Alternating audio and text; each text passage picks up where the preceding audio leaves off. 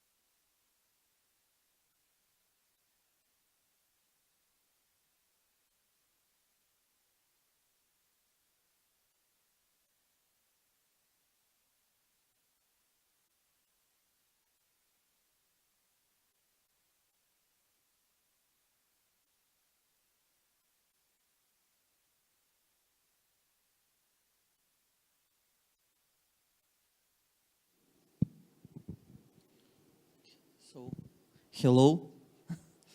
My name is Nino Adeli Nikolov, and I'm going to be the moderator of this panel, The Point of No Return. We're going to have 6 guests who are into the electronic music, like it or not.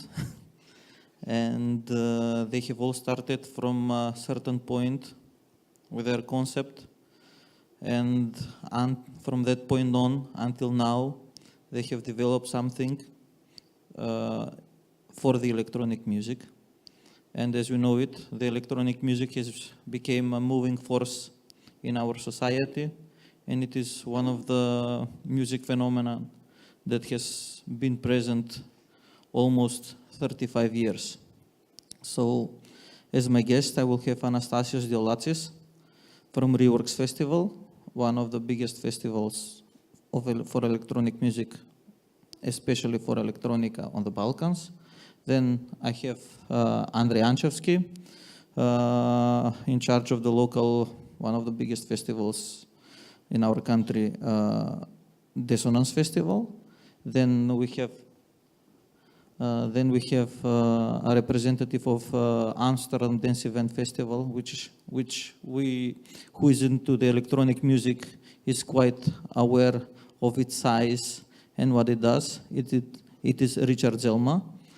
Then we have Sagor Meskovic, who is representative of the Exit Festival, and Michael Stangl, which you probably most of you know from the Boiler Room, and he will be a representative of his brand, let's say, and this internet phenomena at some point. And we are expecting Slobodanka Trencheva to arrive in any moment. She's a representative of a music platform that organizes party in our city of Skopje, and she is a part owner of the Club Epicenter.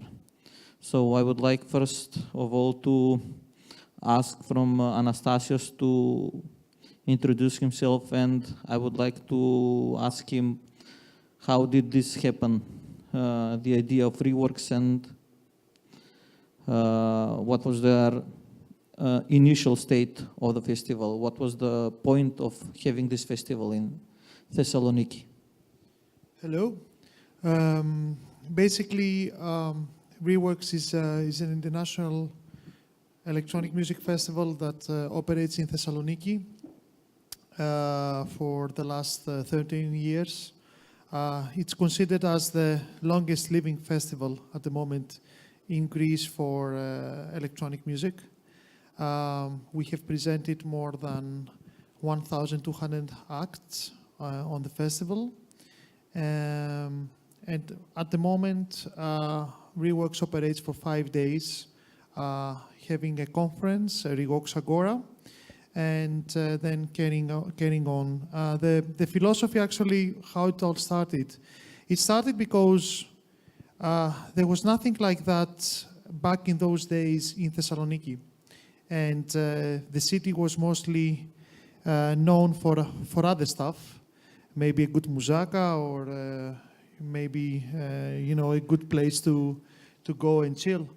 But when it comes to music, there was a big gap.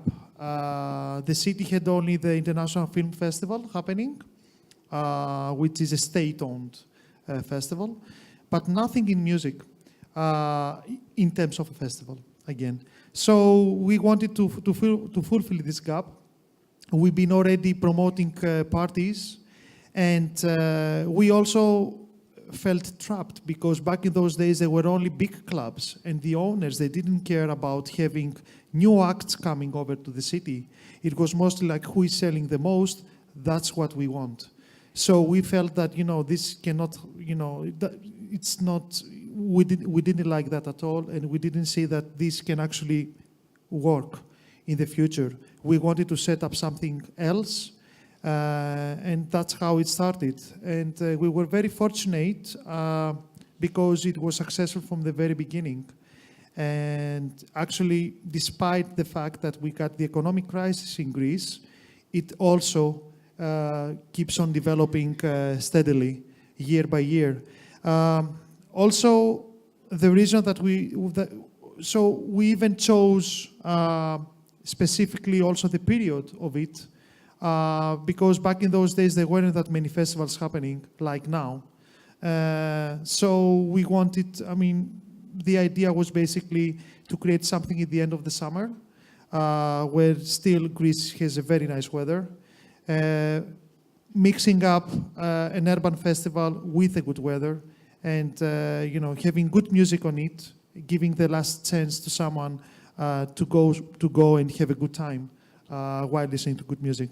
Okay, so I would like to ask Andre about his beginning story, just a brief intro about Dissonance Festival, and what was the let's say at some stage the point of making this festival. What was the core of the festival? What is the core of the festival?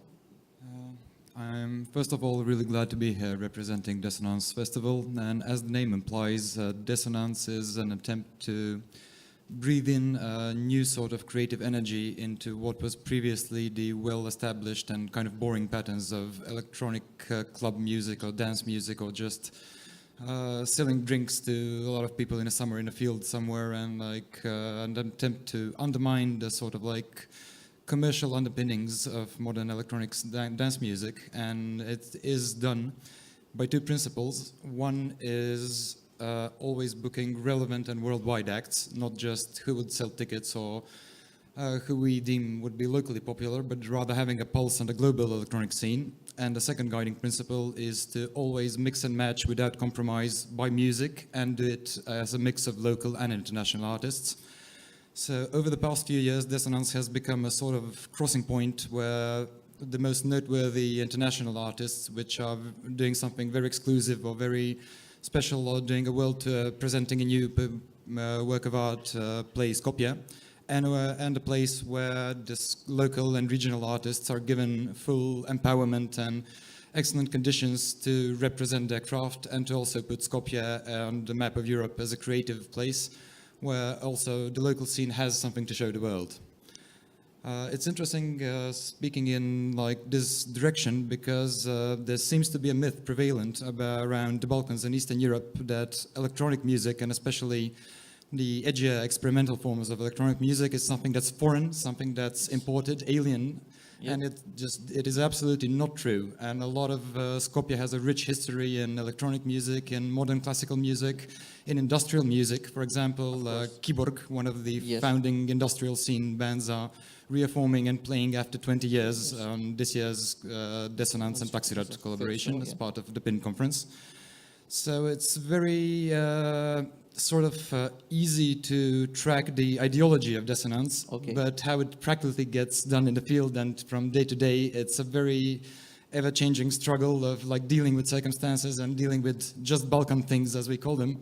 So we really give a maximum effort to always be on the edge and to be always prepared and have a plan A, plan B, plan C, back to plan Z, Okay, and so forth. thank you. What about Mr. Richard?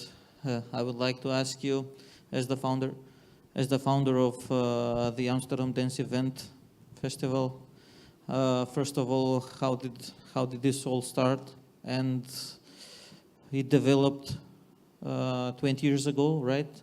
Until now, so I think it has grew to a huge festival and event for the city. So what was your expectation, and what was this goal planned from the start, or it kind of developed throughout the years, and you are still moderating and modeling the? There were not so much expectations 23 years ago when we started ADE. Actually, we had no clue that it could become so big as it is now, of course. I think ADE separates a lot of festivals because we are more inclusive than exclusive. So we have all kinds of genres involved, all kinds of people from different backgrounds. And I think that is quite interesting to be an inclusive festival instead of exclusive, because that's the way I think life should be, one way, to be able to connect with all kinds of people around the globe. So we try to make it really as broad as you can imagine. So we have 2,500 artists performing at the festival and about 8,000 delegates to the conference. We now run about 9 different conferences during the day program, and we have also a big culture program during the day and night with documentaries and stuff like that, and a lot of master classes. We get a lot of support from the industry and also from a lot of artists involved, so it's pretty easy to connect with them and to ask them to join for a master class, stuff like that. Also because we are a non-profit platform for the industry. And the way we'll work for the festival is a collaboration with all the venues or promoters involved. So let's say the main venues like the Melkweg or Paradiso, they run their own shows during ADE.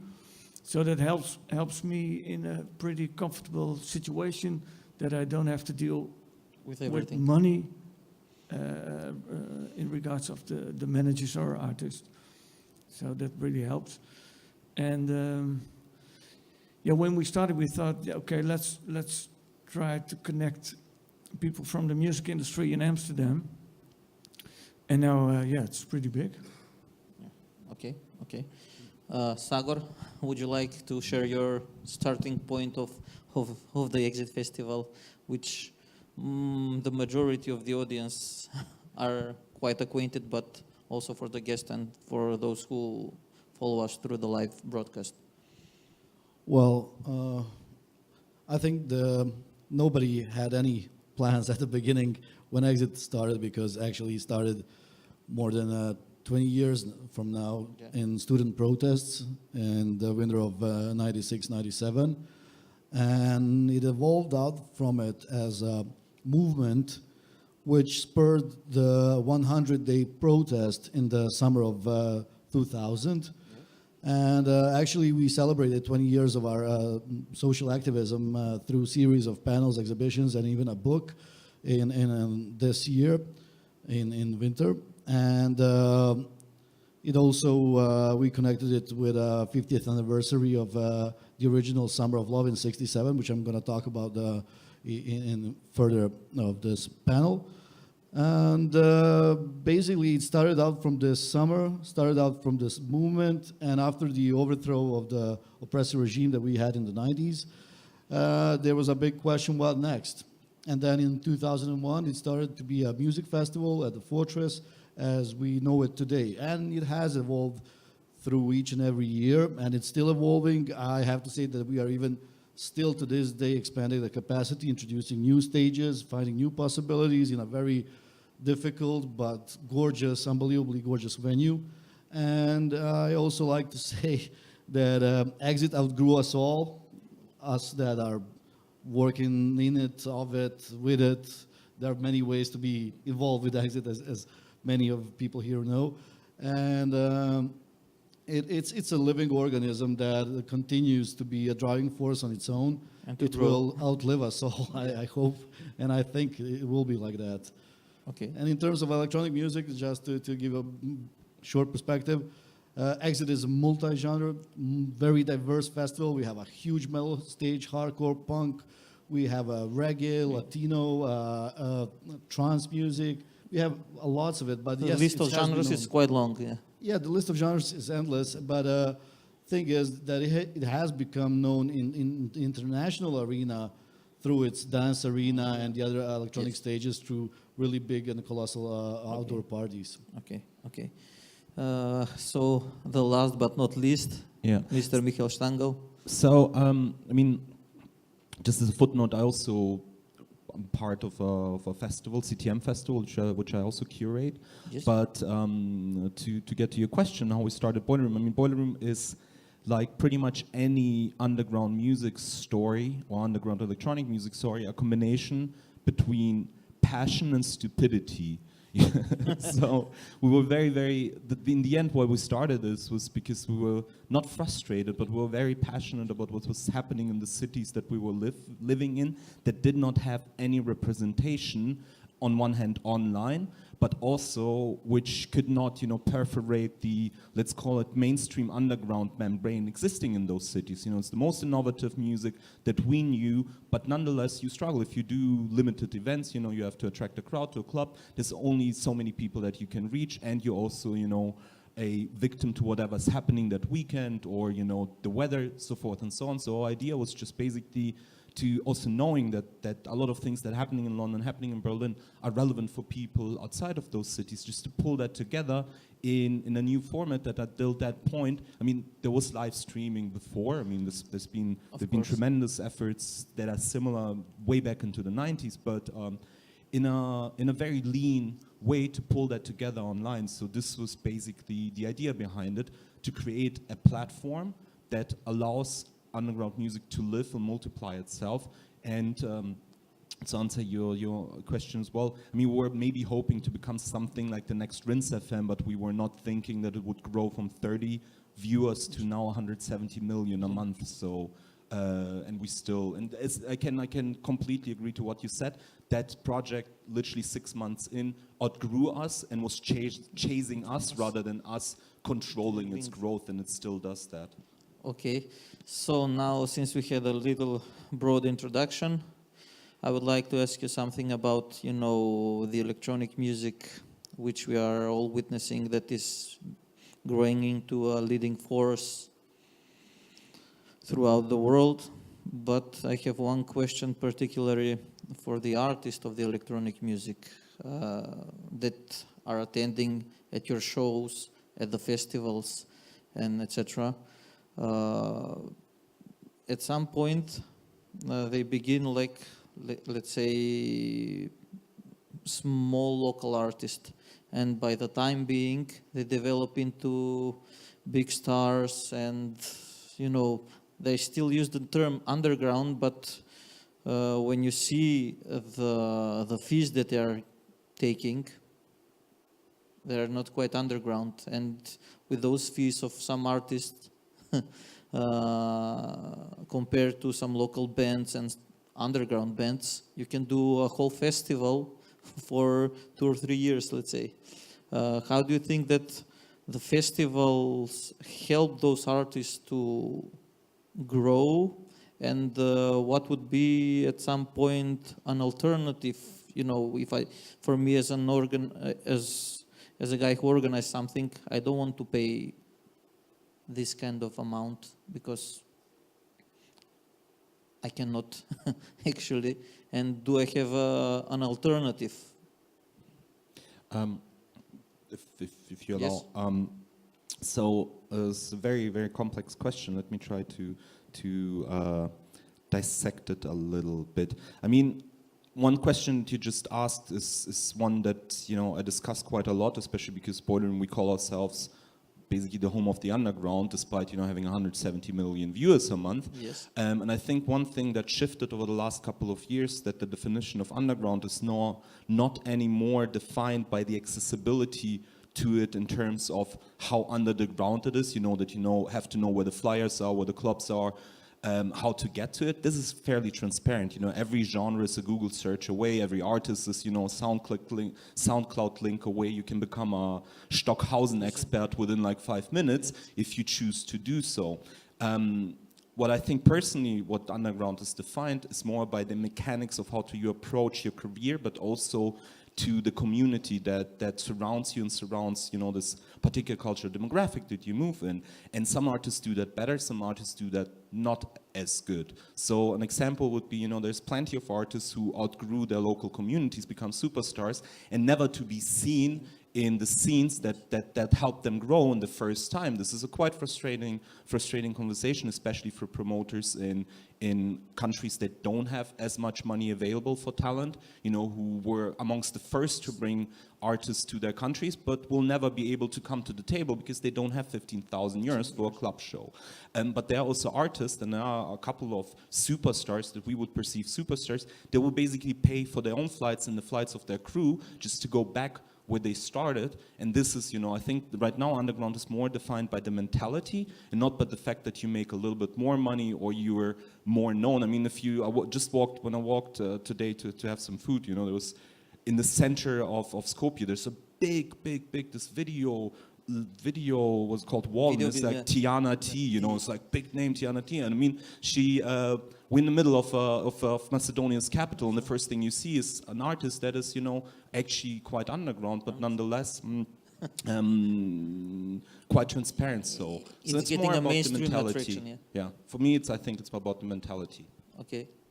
Sagor, what's your opinion? Well, I think this topic is older than the electronic music, actually, and I can relate to the previous eras that electronic music is now going through almost through the same phases and processes. We had this in rock and roll with Nirvana, when Kurt was making more money than any electronic DJ can even dream of today, and still nobody even dared to call him a sellout or mainstream or anything less but underground, because actually that's a proof that underground is how you do things, how you uncompromisingly present and create your art, not how accepted it is, because you can be really low accepted and really try hard to be accepted, and I would say that's not underground. I would say that's, you know, just not making it, you know. So the success is basically not what determines underground. It is connected very tight, you know, but these examples are showing us that underground is a very different thing, because even us at Exit, when we book program for the Dance Arena, who is a really huge and colossal stage to fill, you know, so you have to book the biggest acts in house and techno. So yeah, you need Carl Cox, you need Sven Fat, you need Solomon, Dixon, you know, you name it. And we can say, yeah, this is commercial, blah blah blah. Then you remember that you live in a country where the folk diva that most of the audience here knows is selling out 70,000 tickets or something like that. And then you realize, yeah, this is totally underground compared to that. So it really is a matter of perspective. From where are you looking at the whole picture? Yes, okay. Richard, how do you think that your festival at some point, AD contributes to this story of boosting some artists, because also we are witnessing that until this year we were having, you know, the DJ Mac poll and celebrating, you know, who is getting first place, who is getting. But do you think that your festival at some point contributes for the artists to grow and to increase their fees? Yeah, I think so. I think most of the artists are starting with a dream to be and to live from the music, of course. Of course. And they are passionate about it, and some take another road than the others. I have a lot of discussions with a lot of people also about the DJ fees, but still I think, okay, when Carl Cox performed back in the days during Dance Valley, he received 50,000 euro. People said, "Oh my God, that's a lot of money." But if you compare it to Metallica or Red Hot Chili Peppers, Yes. we are fucking cheap. Because they fill stadiums as well for less money. So I think there's still room for electronic artists to grow and to earn more money.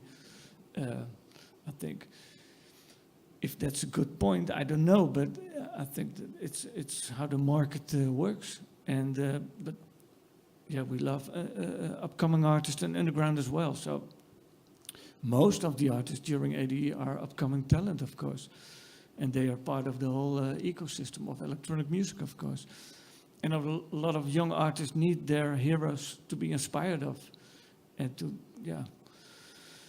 But yeah, it's now and then a lot of money. I have to agree on that. Yeah. Okay, Andre?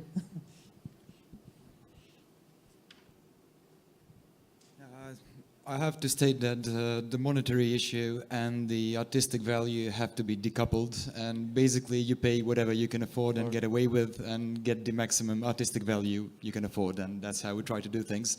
And that's probably the only way that's doable, so I don't see much of a choice or a decision there. Although I have to cringe and roll my eyes whenever I hear traditional and conventional music business logic being applied to electronic music. Because we were given this incredible freedom to dictate our own terms of politics, our own terms of business, our own terms of power and respect relations on this new electronic music scene and this electronic music culture, but we are trying to fit it in what we escaped from. And we should absolutely not be doing that, but rather find what works for us and try to build things how we envision them to be, not to follow how it's traditionally done. And electronic music has always been about experimentation, about taking the road less traveled, about taking a chance and going with whatever your intuition and intellect tells you. Thank you. In that regard, I do believe the question of what's an underground artist and what's not comes down to artistic integrity. Like, an underground artist has integrity in terms of his relation to the community, in terms of his ideological stance on his own self-worth, in terms of many other things, and not on the amount of money he makes. So Okay. whether someone is an underground artist or not is dependent on who he is and what he does and what's his stance towards life and to do issues, rather than what's his bank account. Okay. Anastasios?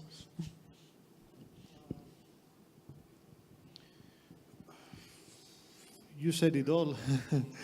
I don't know. I think it's a natural process. I mean, electronic music started as a movement. Small communities. You had communities mushrooming from country to country. They all share the same passion, their love for this music.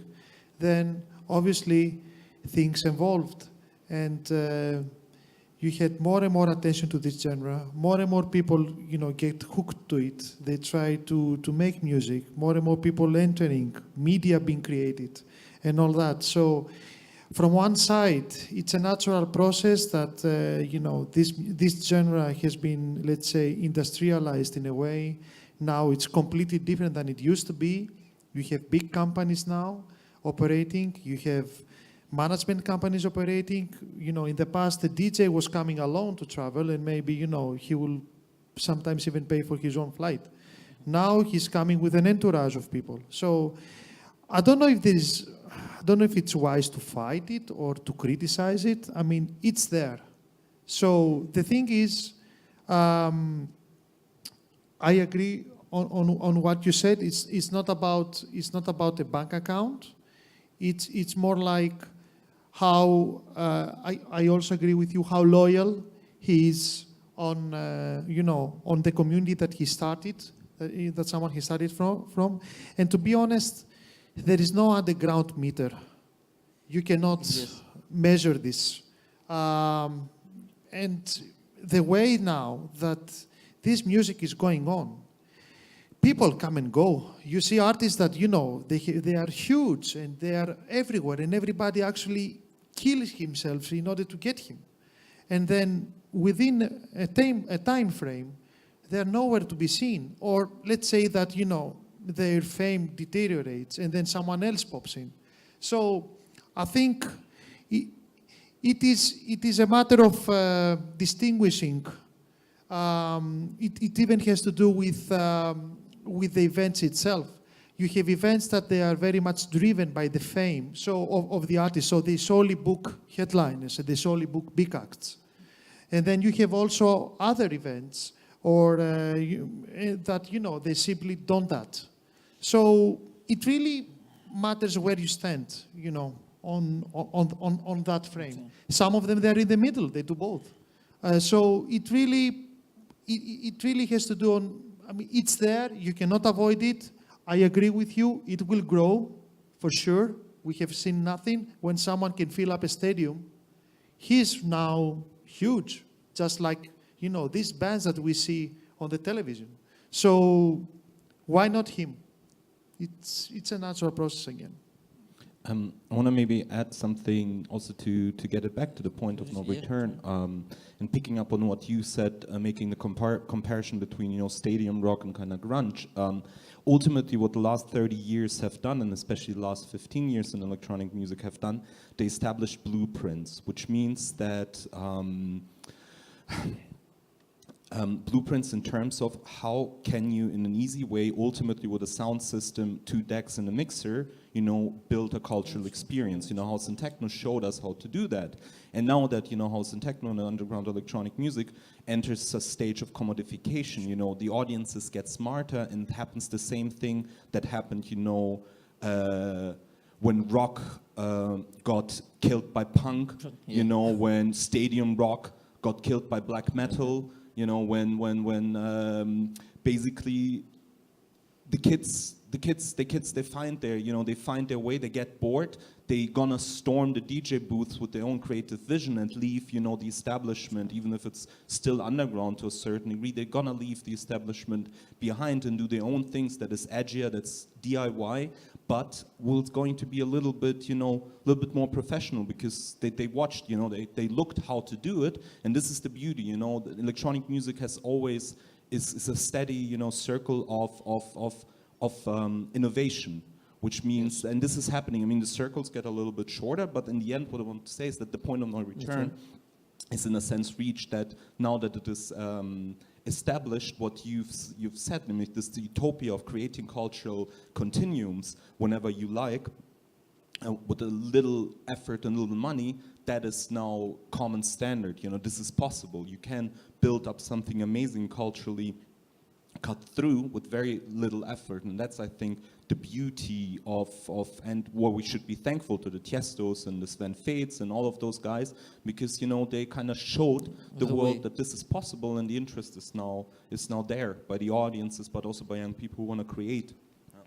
When we see let's say at some point the force of the electronic music and how it affects the society, I have a question regarding the venues where you host your events. At some point we have witnessed that Amsterdam Dance Event has hosted lots of their events on remote locations, let's say churches and other, let's say, religious objects, which at some point in this area it is quite unusual and it's quite difficult to do. How are the things for you, Richard? This is a question for you and as well for Mr. Michael. Yeah, at least it took us a lot of time. I think maybe 15 years to be able to do stuff like that in a church in Amsterdam during ADE. We also received a lot of support from the city of Amsterdam. So the mayor and, for example, they invited all the main musea in Amsterdam, for example, to tell them, okay, you have to collaborate with ADE the upcoming years. If you want to attract a younger audience, you should work together with festivals like ADE. So that really helped us as well. So now we have parties at the Rijksmuseum, for example, and other famous musea. I met the guy who was responsible for the for measuring the vibrations of the museum for the Nachtwacht from Rembrandt. So you had to walk through the museum on Friday night and make sure the Nachtwacht, all the paintings were not falling off the wall during ADE, but that was super interesting. We get so much support from the city of Amsterdam, for example. Only in the preparations of ADE, there are about 100 people from the city of Amsterdam working on ADE for all the preparation. So people from the police, from health, care, safety, Ministry of Justice, all those departments are involved in organizing ADE as well. So yeah. Okay. Because also you're hosting events in various remote locations. Is it? I mean, for for Boiler Room, there are, I think, 3 factors that are relevant when it comes to venues. On one hand, we're a platform that wants to build representation. So our task is to, not only to help local communities to show themselves, but also show the world what is the distinct quality of it. Because we want people to get interested. We want them to go to Tbilisi. We want them to go to Istanbul. We want them to go to Shanghai, because they see on camera that there's something unique about not only from the energy and the people, but also, there's something interesting. It creates interest. So this is one of the ways, how we approach it in our role as building this visibility. On the other hand, also, it's about creating visibility for and relevance for certain cultural communities. A very good example is a club called Rabetsa, which was recently shut down in Moscow. It's one of the only Berlin-style collective-run venue. It was a collective of people, very open-minded, very, very opposed to the restrictive, laws that are imposed on especially the queer community by the Russian government. So it's like this pocket of freedom, and we chose, that we want to go there and support that as a very big online media channel, just to show that they're relevant. We want them to connect to the rest of the world. And what happened? The police stormed in a couple of months ago, beat everyone up, and shut down the venue. But nonetheless, we preserved that narrative. And then, of course, you shouldn't forget we are in the Enter TV station. So we want, of course, also create, distinct moments where people tune in and like, yo, what the fuck? This is like, we did a couple of weeks ago in Girona in a 12th century church. We did a boiler room where I still don't know how our local partners got the permit for that. It was beautiful, stunning. It looked amazing. It was beautiful from the people. It was just, it was good TV. You watch it and the camera work, everything is perfect. So of course we approach it a little bit from that angle as well. Okay, I would like to ask something about hosting an electronic dance event, for example. Do you find any support from your local authorities?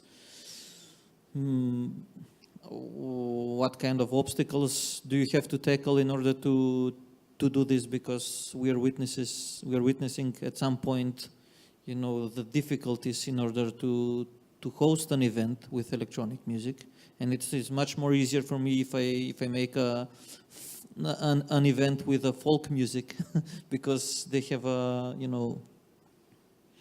at some point understanding of what this is and not the electronic dance event. So do you have any support from your local authorities, promotions, any sort of help? Can I add something just before on the previous question? The question about the venues, it's very important because you can actually, the venues are something so vital right now when it comes especially to the creation of a festival. I can use our example as Reworks because our festival doesn't take place in the same venue no more than one day. So basically we use different venues every single day on Reworks, and this is because we want to create an experience to the audience that actually attends the festival. So we use from the Thessaloniki Music Hall to a rooftop of a hotel. So basically every day is completely different.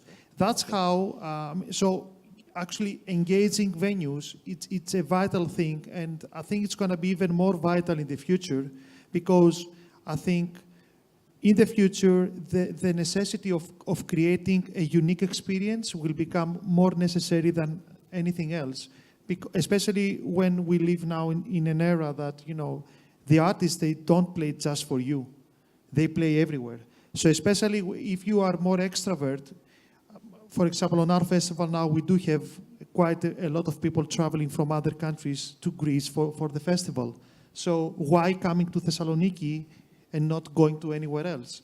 So the venues are something very, very important. And we have been very fortunate in Thessaloniki. I mean, we have a lack of venues, but on the other side, we were very fortunate at least to have some amazing venues to work with. For example, we have also someone here, Nikos Stefanidis, who had this amazing vision back in 20 years when he created Milos. Reworks was taking place there for quite For a some long time. time. So going back to what you said, I think public support differs from country to country and even from city to city. It really has to do how the local authorities actually believe in you or believe in, you know, this thing or not. Greece is not one of the countries that actually believes a lot. But to be honest with you, for us, this was a blessing and not a curse. Because we had actually to sit, I mean, we have seen public money floating around in Greece a lot. So we needed to find a way in order to be sustainable. And we have created a model that actually helped us to survive, especially in the last 8 years when we have this huge shitstorm in Greece where people that they used to, you know, to get 1,500 euros as a salary month, now they get 400 or 300 if they can get a job. Because the unemployment rate right now is skyrockets. So, it's not easy to get money, but I think on the other side, it's a great challenge to find, you know, other ways of funding or to create something very interesting and then to generate your necessary income in order to pay all these costs from the ticket sales, so make it attractive so the people to like the idea and actually to buy the ticket and to come to your event. But one thing that also happens at the venues, it also became for a lot of festivals a little bit gimmicky in a sense that you have now festivals flooding the markets like on a prison island, in a pit, in a bunker, you know, in a castle, in another castle, in an airplane. And in the end, they don't focus on the platform that it's ultimately is, because what you need is a good sound system and a lot of good people, and that's all you need. You don't need all the gimmicks, and more money is spent on the gimmicks. And then you see how those festivals tank because they focus on everything but the platform that a festival should be. Sorry for making a trend. Yeah, We didn't mean to do this. Yeah, it's just it so happened. I think yeah, the venue will be important, but Mihail is actually right because it can really fall into gimmicky thing, and I think we are yet to see a lot of gimmicks from the underground community in following years because underground is not so underground anymore, and the things will start to happen to mimic the underground in order to succeed. So you'll see a whole bunch of these patterns in programming, in venue selection, in lineups, in PR approach, in all aspects possible, in order to create something for this whole new generation that is very good in following patterns, because they live online, they see online, they see patterns. They are not introduced to the music in the movementish type of way like it was done before, where you had to seek in order to find. It was not imposed on you like it is today. Okay, I would like to ask another question regarding the electronic music itself. I mean, when it comes to performing of an artist or a DJ, we have seen that in the past 15 years, the rules of the game have changed. People transferring from turntables to digital, to computers, to CDJs.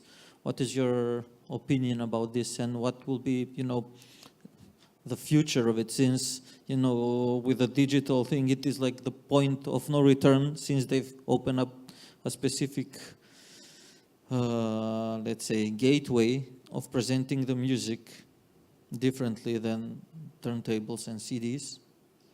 What do you think is the next step, if there's any? And how is your and what is your opinion, for example, for an artist that, let's say, performs in this matter, or the type, does it has any effect on you of selecting an artist to book? I mean, since I do that for a living, standing next to DJs and watch them for an hour very up close, in my personal opinion, the art of DJing is a combination of between, of course, technical skills and empathy. Technical skills can be manifold, To be honest, somebody who knows to mix 6 hours of tech house seamlessly with vinyl will not do much of an emotional impact. But I've seen, like not long ago, so Alva Noto play a DJ set of tracked off an iPad. Is like the creative vision behind what he's doing, the way he approaches it is already, radical enough that this is worth the experience. There's no quality to it, and I think that any conversation, from this conservative conversation about whether vinyl is the real deal or Tractor is the real deal or Serato or whatever, or tapes even, it's completely unnecessary. Sure. But in the end, it comes down to the empathy. A DJ is quite often a service. He is a service provider, and the main talent he has to have is empathy. The technical skills are, and the format is, I don't know. I don't care. Like I never did, and I know a lot of people don't, because it's a way more emotional relationship we have with music. Luckily, then see that he can beat match 4 records at the same time, the way Jeff Mills or Sunil Sharp is capable of doing it. Because we are written, okay, at some point the electronic music promotes, love, peace, understanding, respect, and etc. But at some point, when you see the discussions on all the boiler room, I mean, it really cannot come to this, if he's doing this or that, or he's performing with one iPad. I think it's Yeah, but this can actually happen on everything. Maybe if he wears an orange shirt, someone will say him why he doesn't wear a blue shirt. It's completely. I mean, I agree with you. I think what matters is what you play, not the way that which format you're using to play it. In the end of the day, the audience is there to dance with your music. So, if you play good stuff, and the audience loves it, that's it. Now, if you use CDJs or if you use turntables or if you use, I don't know, something else, I think it comes as a secondary. To the expression of Yeah, the- I mean, okay, each one of us, we like a format the most, but yeah, if someone uses vinyl, for example, and there are vinyl lovers, but he plays shit, then, doesn't Yeah. make any sense, does it? So. I think that the people who are more into it are, let's say, narrow-minded, because if you play, for example, a specific format, this gives you an advantage over somebody. But I don't think that the electronic music stands for this. I mean, the electronic music stands for two people together and to have a good experience, have a good time, and to at some point to unite at something. Well, I think one of the most eclectic examples would be Jeff Mills, of course, who actually started as the Wizard, playing 3 turntables and doing a whole lot of technical stuff with pure turntablism, who is now adopted digital technology with no difference in his artistic output. Of course. So if you're Because- listening to him and if you exclude what he's using, you still hear pure techno, pure Jeff Mills. And I think he's just used it in a way not to be an obstacle for his expression, because who has been playing turntables know how they can be really, Yes. sketchy. And this actually leads me to one conversation I had with Richie Hawtin, who has been always pushing and always been receiving understanding quite far in the process, not early when he starts things. I remember back in 2005 when he moved to Berlin, it was a major, almost a joke on the scene, where they were calling him a lunatic, where they told him that he's failing because he's adopting digital technology. He's the dropping turntables. He's even dropping CDJs. He's using his laptop. He's using controllers. This tractor thing. What is he gonna do? Agriculture with it? You know, it was a really big mockery on the scene.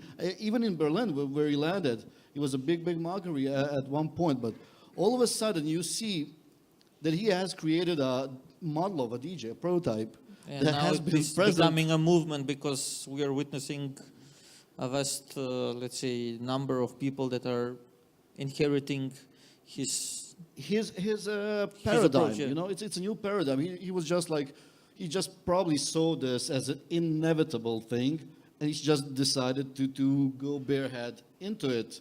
And he, of course, lived through this mockery for a couple of years, but then this guy has joined aboard, that guy joined aboard. And nowadays you have an army of Richie Hawtin wannabes, and what is he doing right now? He's pushing even more forward. What is he decided to change now? He's dropping the DJ table. The only obstacle between the security of a DJ who's performing behind the table and has this wall that provides him security in between the audience. He's now dropping it. You can see his whole figure. He's Yes. standing full in front of you, and that's a statement. That's a whole new statement. It's nothing. I mean, he doesn't want you to see his pants. Obviously, he doesn't care about that. But it's a statement. I'm there. I'm standing a whole in front of you. I'm a human, and I'm standing in front of you. So it's a shift in The paradigm. integration Paradigms between will shift. the integration between the DJs and the Yeah. you know, because also we are witnessing also in the beginning the DJ was 10 meters Secluded, high, yes. you know. and now as the time goes by, People didn't look at DJs before. Yeah. They were not looking at you. You could have smoke a cigarette, drink a beer, and play for 3,000 people, and nobody would look at you.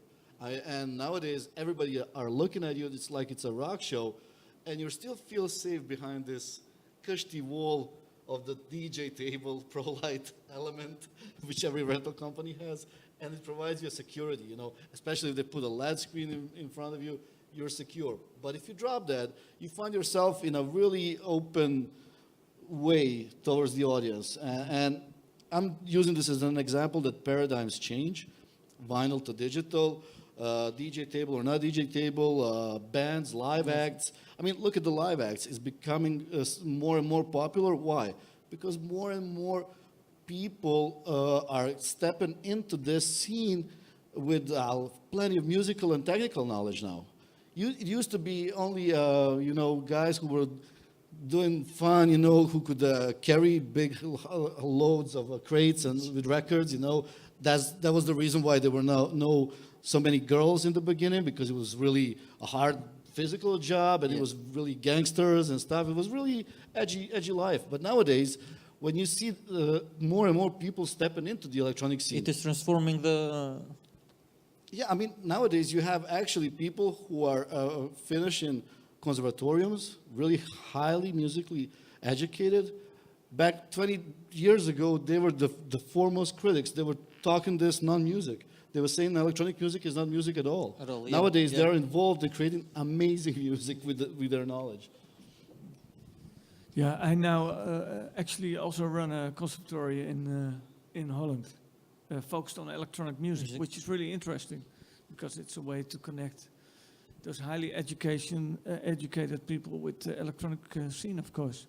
I think the biggest switch, of course, was that nowadays everybody has access to all the music, any moment, everywhere, and all technology, basically. And that makes the standard also rising, of course, to be exceptional on that level. So one way it's more easy, Yeah. but on the other hand, it's far more difficult to stand out there, of course. But as long as, if it's not with a saxophone, if you're asking me. Okay. Your saxophones have no room in electronic music. Unless, yeah. I mean, one thing, I mean, the people that we actually don't talk about quite often in electronic music that have to deal with all of, you know, the search and format and in performing formats are the sound engineers. I was playing last week in Lima, and we were 4 DJs with 4 distinct setups, and the tech guy was just like, he's just at the end of his wits because he had to juggle, you know, Ableton, CDJ, Serato, So, and- Tractor, live setup, but all in a DJ booth that was about 1.5 meters wide. There was quite the jungling. And also DJs then now happen, you know, to line behind the technology. In the end, you know, you should be able to kickstart a rave with 2 tracks, you know, and a crossfader. Everything else is just makeup, you know, that you need to be able to apply or not. Yeah, and the notion, I mean, about the presence of female artists in electronic music, I think the issue was more that, you know, until recently there was a blatant sexism in the electronic music that was preventing That was my women next to question, get yeah.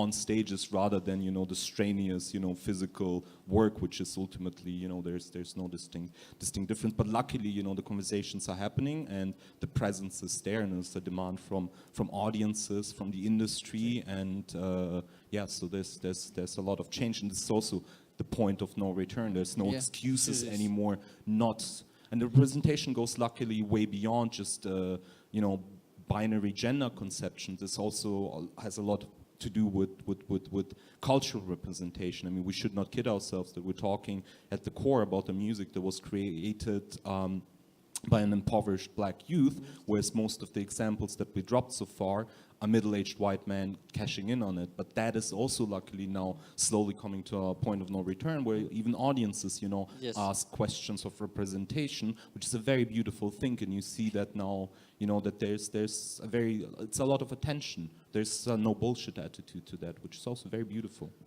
Can I add something Yes. to that? It's very important because I'm also very happy to see that now more and more female you see now more and more female artists, Emerging, yeah, not only emerging, but you see them on the lineups. of course. I mean, on our festival, we have been always very careful on that. We always, I mean, since the early days, we always had female artists performing on reworks. For us, it was very vital, just like having local acts on our lineup too. So it was always about 50% local to domestic to international acts, but also we always had to have female artists. Now it gets better and better, and now, because we do have some collaborations and we curate also other festivals lineups, since, let's say, at least 2 years before, now when we travel and we discuss about the lineup, there is it is on the table that we need to have female artists on the lineup. And this is something, again, the point of no return.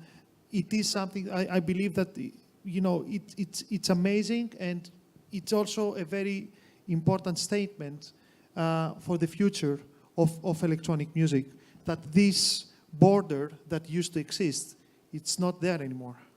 Okay, Andre? I wanted to continue discussing the same topic, is that electronic music is now old enough, it's mature enough to be able to say it has its own culture.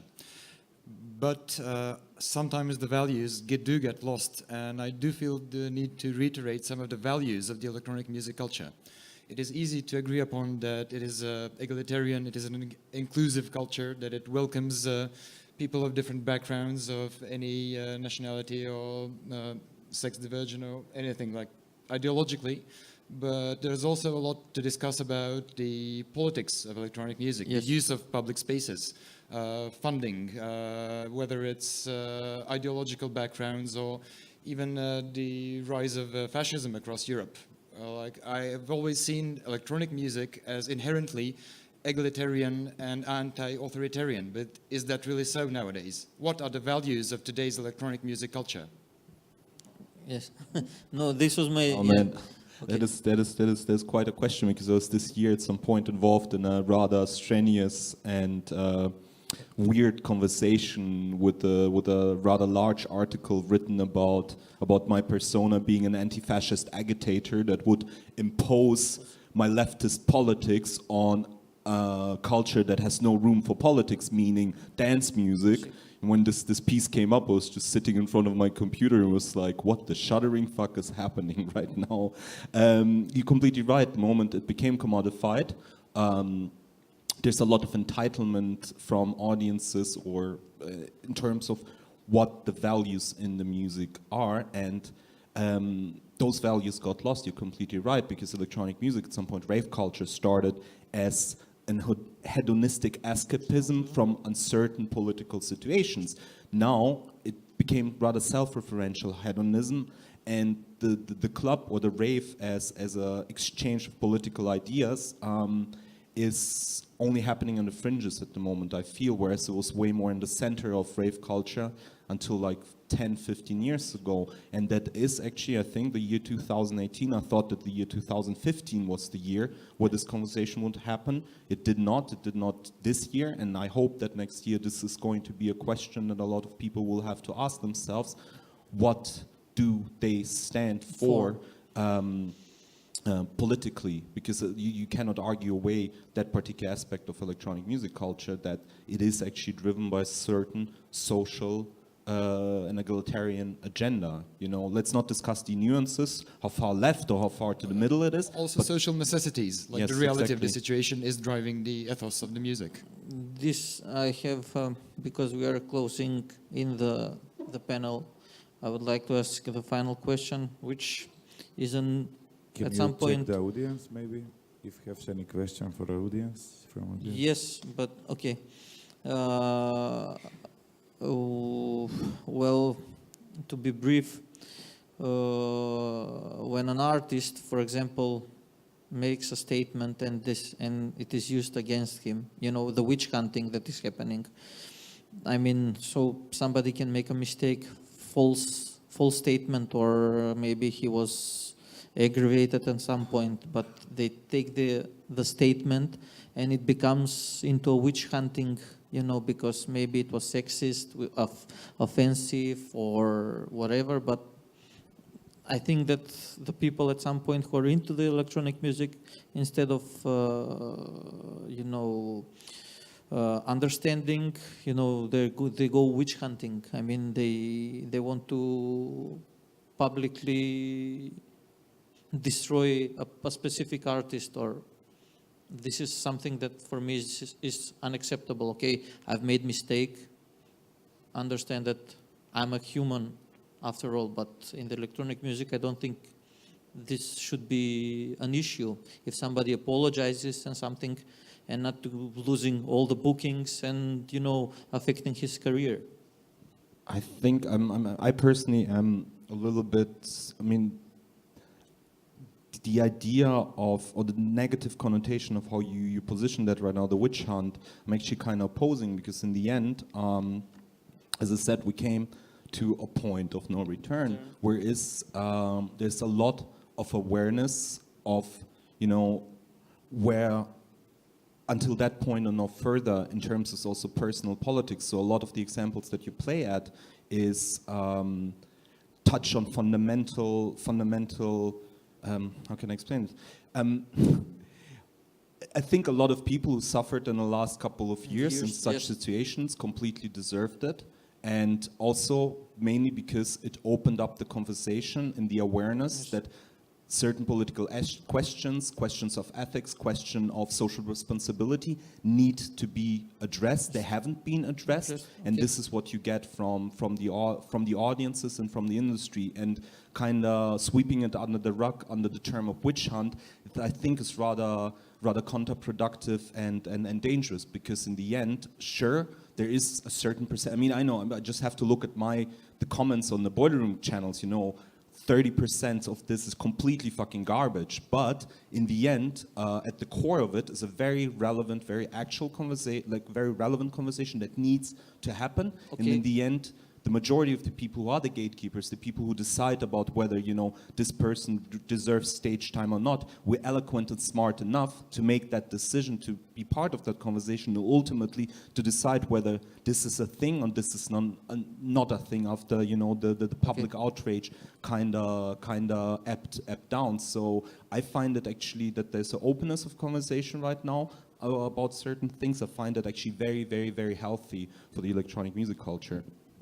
It is also has to do a lot with, I think it's something, it is also the social media. They gave some gifts, let's say, to an artist to promote himself, but at the same time, it punishes because it has so much power as a platform, the social media, that actually they can actually either lift you up or they can Or completely destroy you. destroy you. So if someone is stupid enough, not only stupid enough, but no, forget it. I mean, if someone has this kind of political views, let's say, or views about, about other people, he expresses them, but before he used to express them in his core of people, or maybe when he was traveling to play in Greece, for example, he was talking about this, this bullshit to the promoter. And sometimes, if the promoter had the balls to tell him, what are you talking about? I will never book you again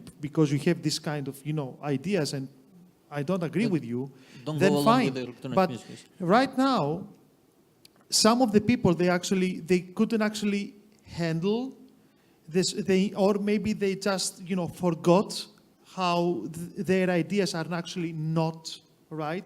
So they thought that, hey, I can publicly say that to social media. So yeah, they deserve it big time. I mean, some of them, they're completely, I out of- agree. yeah. Also unaffected by it. I mean, look at it. I mean, okay, let's name a name. Fucking Ten Walls. Ten Ten Walls, Walls has a wonderful career still. I mean, he played how many shows during the ADE week? Not core ADE events, but he still has a career. He doesn't play the credible venues anymore, but there's still enough money on the market for him.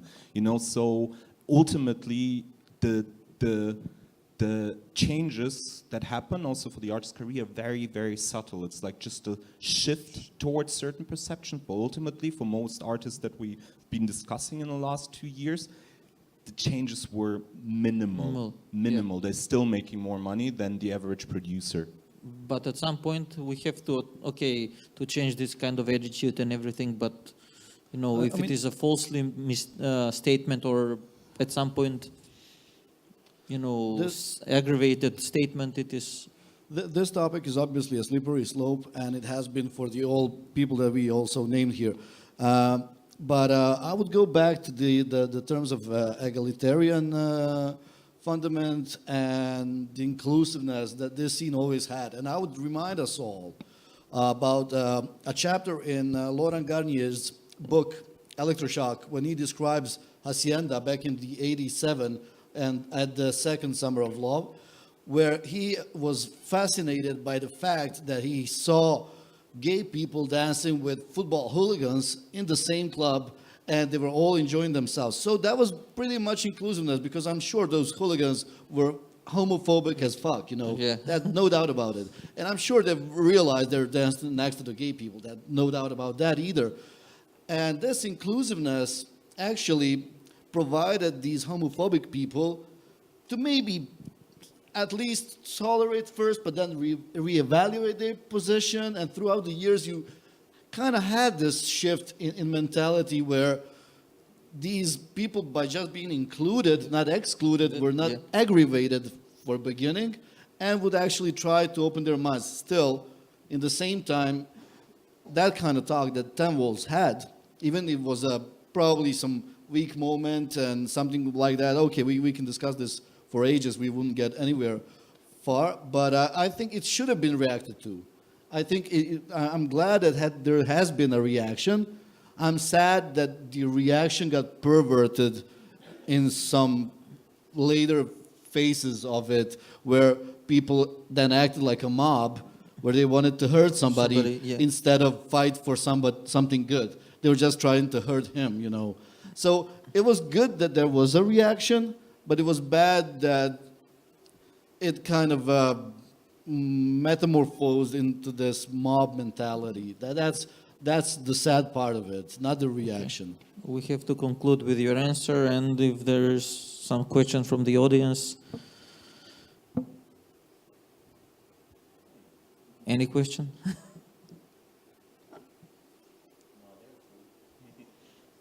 Okay.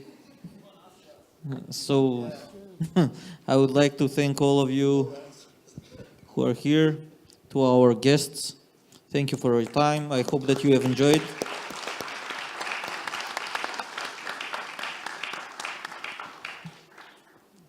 And this is it. Thank you.